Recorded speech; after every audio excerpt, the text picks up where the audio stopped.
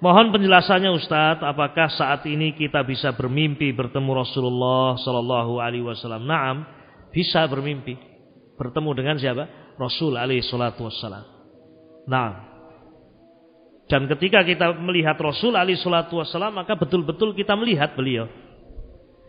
Hanya saja apakah betul yang kamu lihat itu adalah Rasul? Ini masalahnya. Naam. Jangan-jangan syaitan mengaku-aku apa? Rasul. Nah, ada dalam mimpi antum ketemu seseorang kemudian dia mengatakan saya Rasulullah. Nah, kemudian setelah itu antum bangun bercerita saya ketemu Rasul.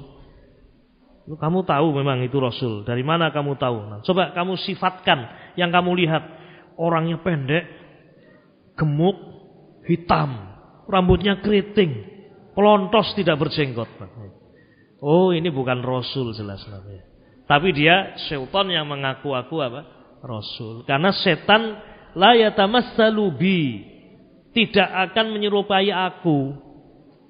Makanya kalau ada orang berkata saya bermimpi melihat Rasul, coba siflana, coba kamu ceritakan sifat yang kamu lihat itu.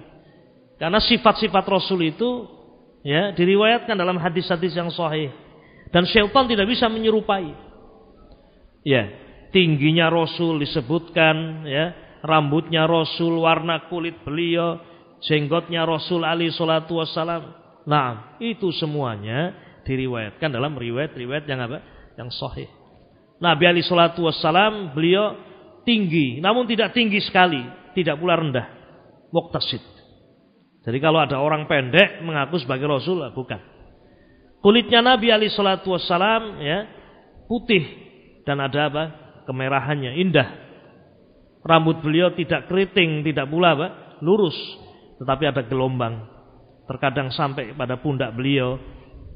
Sangat indah Nabi alaihi salatu wassalam. Dan tidak ada tampak uban pada diri beliau kecuali hanya berapa helai. Nah, tidak sampai 20 uban rambut, kepala dan jenggot beliau. Artinya beliau wafat dalam keadaan tidak terlihat uban, tidak ada uban kecuali hanya beberapa helai. Nah, wabillahi taufik.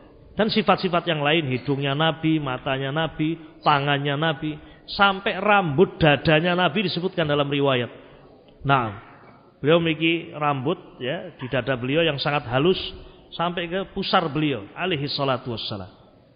Kemudian di bagian pundak atau punggung beliau ada tanda kenabian. Ada tanda kenabian. Intinya ya, antum belajar tentang sifat Nabi alaihi salatu wassalam, syama'il Rasul alaihi salatu wassalam. Nah, dan ketika antum bermimpi dan melihat Nabi alaihi salatu wassalam dan beliau yang antum lihat adalah sifat-sifat yang diriwayatkan, maka itu adalah atau antum melihat Rasulullah sallallahu alaihi wasallam. Al-Imamul Bukhari rahimahullah, di antara yang menjadi sebab semangat beliau menulis Sahih Bukhari adalah mimpi beliau bertemu dengan Rasul. Imamul Bukhari rahimahullah ra'an Nabi alaihi salatu wasallam, melihat Nabi dan melihat diri beliau ketika itu membawa mirwahah. Mirwahah itu ya kipas. Ya.